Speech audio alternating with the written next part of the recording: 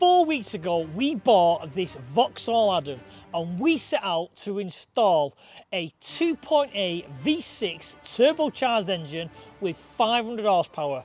On the last video, you will see the arrival of the giant turbo. This thing is enormous. You want to open the bonnet and you want to have that. And that turbo is only as good as the air you can get in and out of that engine. So before we even think about bolting it up, we've got to build a custom set of exhaust manifolds. If you're new to this, a manifold is basically the pipes which carry the exhaust gases from each bank of the V6 to the turbo. And because the engine was never meant to be sat in a Vauxhall Adam, nothing off the shelf fits. Custom pipework, tight clearances, and we have to make 2 banks feed this one massive turbo.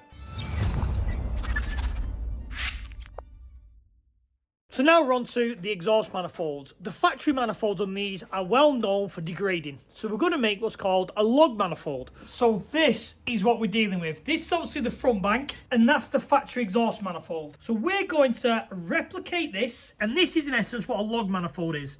Just a straight kind of, tube with all the runners coming off without no fancy tubular manifold. It works, it's well known on these engines. But as you can see with these predetermined bends, they're too long. So we're going to have to trim each one down so they all fit nicely in each one of the runners.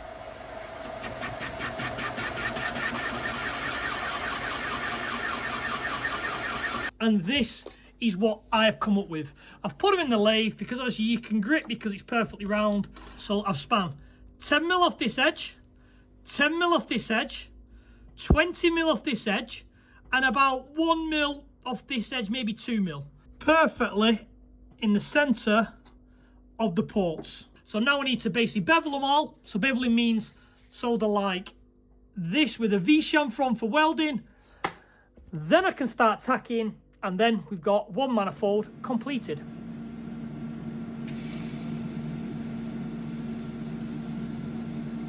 Manifold is tacked up and it's kind of bolted on. So as you can see now, I've took the front half of the turbo off so you can see what we're dealing with. This is a piece of 3-inch. If you look, it is well away from the ABS pump. We can clear that. It clears, I don't know if you can just see it on there, the gear selector bracket. So we've got all that area nice. This is nice. So now all that's left to do is take some bends,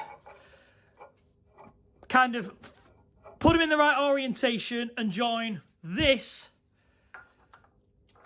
to this. So before we weld this manifold up, there is a key part of this conversion we're going to need to maintain, which is all the engine data. So we need to be able to see what's going on with temperatures, oil pressures, and that type of thing. And that's where our sponsor comes in, OBD11. It's a small pocket device which allows you to access all them systems. And especially if you've got cars from the manufacturers VW, BMW, Toyota and Ford US. And then when you download the app, you will see there are thousands of one-click apps. They are special functions which allow you to change stuff on your vehicle you wouldn't normally be able to do. And the best deal of the year is now. It's Black Friday, and that ends on the 1st of December, and it gives you 45% off. And another thing is, when you look at the app, you will see the ultimate plan. That gives you 10,000 credits to allow you to spend on those additional functions. So please use the code TWIN, and we now need to get back on with welding that manifold. We need to get progressing because I'm excited to see where this goes.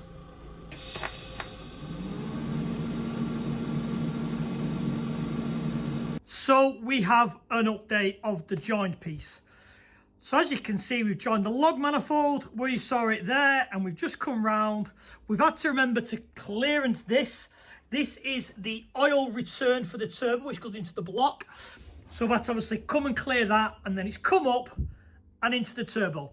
As for this fitment, I'm not really fussed because when I weld this, I've got to break it down here. So I weld that piece up and I weld that piece up. So we welded up the manifold, we've welded up the up pipe. I'm quite happy with some of the welds. It's been a long time since I've done a manifold. Some of them I could have done a bit better, but hey, it'll do the job. Now I've got to bolt that to the car, tack that back on, and then I can make them two one piece. So we are in place, welded up.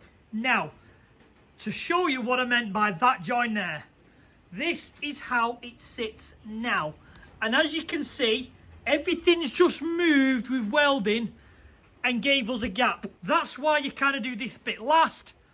I've made a little piece to go in there. That'll join it up. So before I actually weld that in, I need to sort the full collector out. But a thing to also remember with this one is, obviously this one's tacked. But when I do this one, I'm going to have to put on a bit of an angle so it points outwards. And the reason being is, so I can get round this weld here.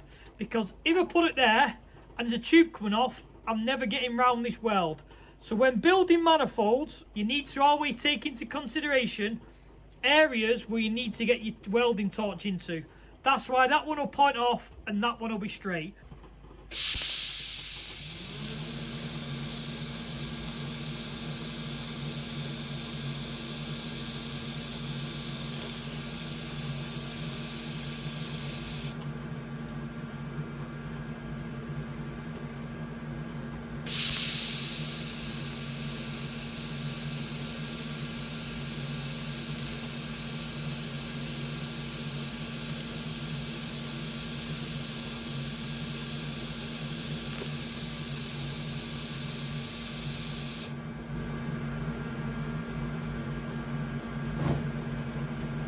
I've welded around the collector, but this is what I mean by you have to plan how you're going to get in to do each weld. Because there's only a certain amount of length you can have your tungsten sticking out for welding.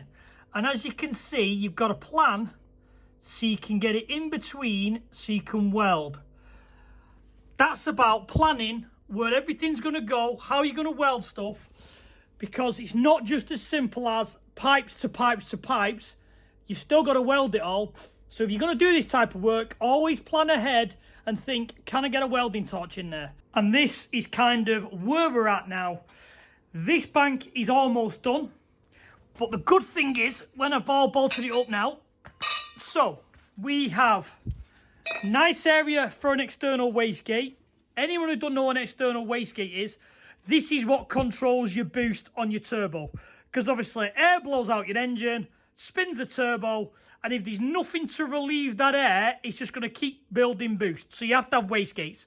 So I've got enough room to put one here for this side of the twin scroll, and then on that side of the twin scroll, I've got enough to put one like here. So there's plenty of room. So I think the next job is, I think I'm just going to weld a blow-off valve onto the intercooler pipe just while I'm messing around and waiting for a couple of parts.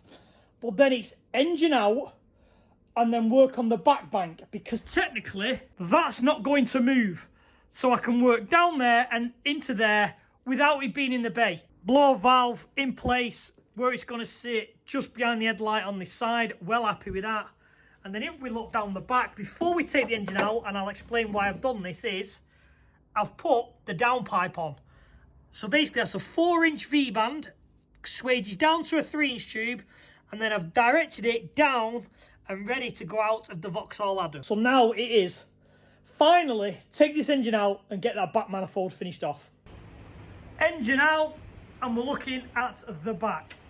Factory manifold, I can see where the downpipe comes. So I know what room I've got to get this round that angle and up into the collector.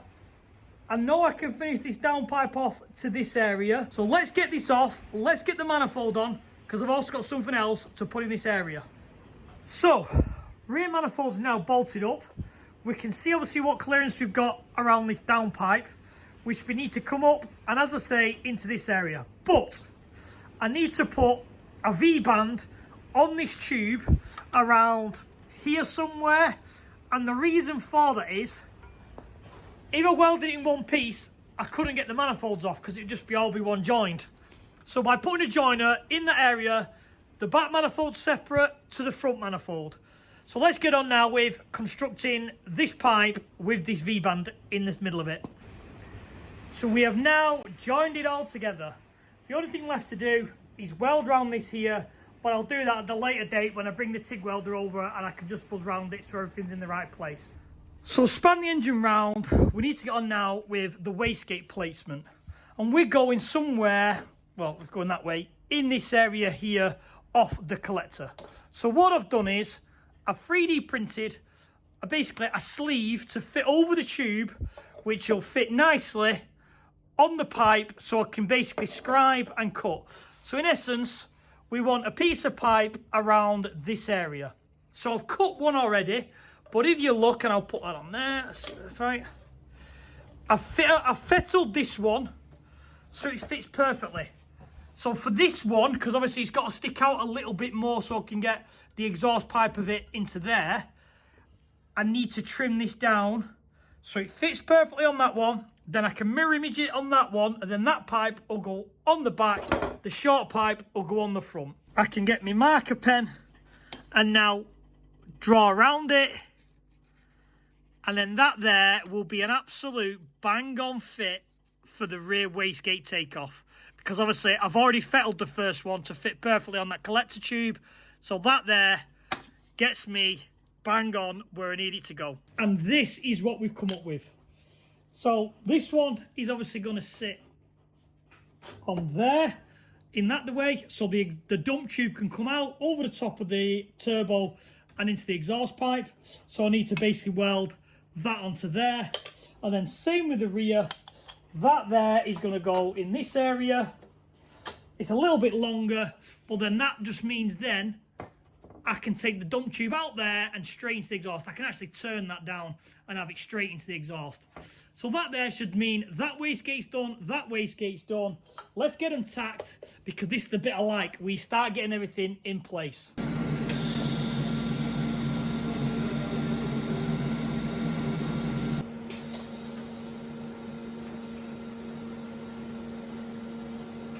So I've welded the two wastegates in.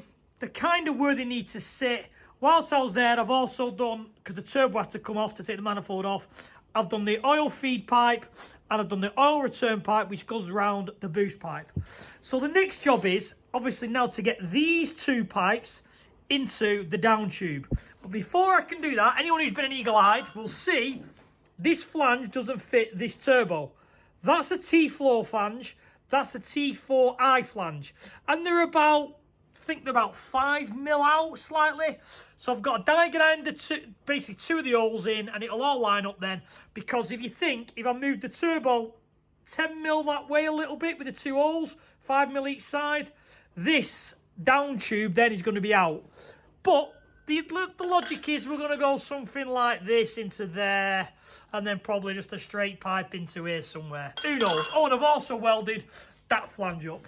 But as it's coming together, this thing, look at this. This is going to look crazy in the little Adam engine bay.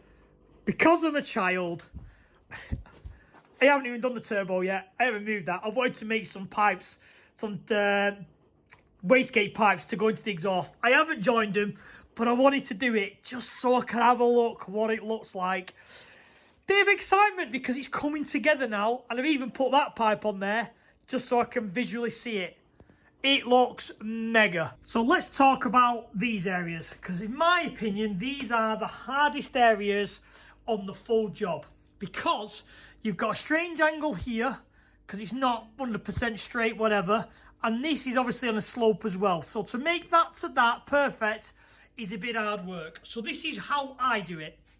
So I get a angle finder, and then I kind of find out where is straight up to there.